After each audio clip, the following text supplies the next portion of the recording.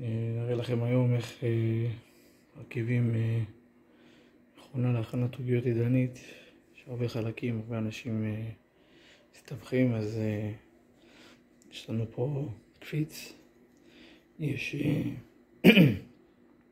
את הקופלונג הזה, יש לנו שתי טבעות מתכת עם חריץ, ויש את המסב הזה. צריך לשים את המסב על החריץ, מעליו ואת השני כמו עוגיית סנדוויץ', ככה. ולוקחים את הקולון פלסטיק, אנחנו מעמידים אותו ככה.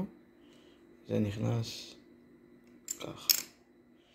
אחרי שזה נכנס, אז אנחנו לוקחים את החילזון, לוקחים אותו ומכניסים את כל זה כיחידה אחת, בצורה כזאת.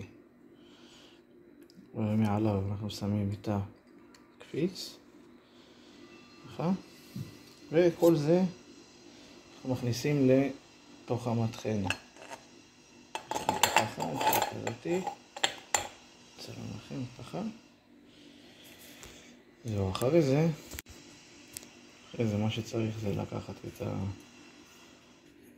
את הטבעת, להניח את הקומץ של האביזרים ולהבריג אותו לפה.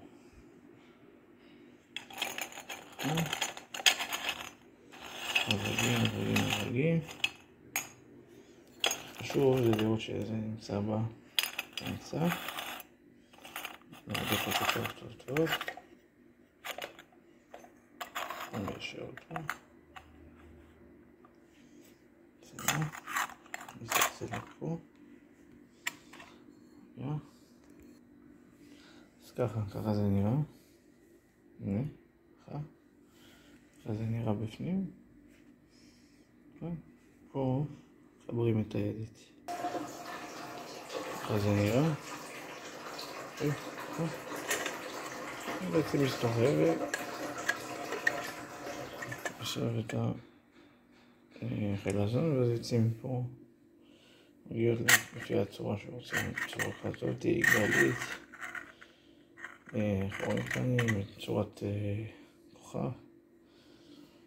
שיהיה בהצלחה לכולם, וזה המכונה, ככה היא נראית. זאת היא המכונה.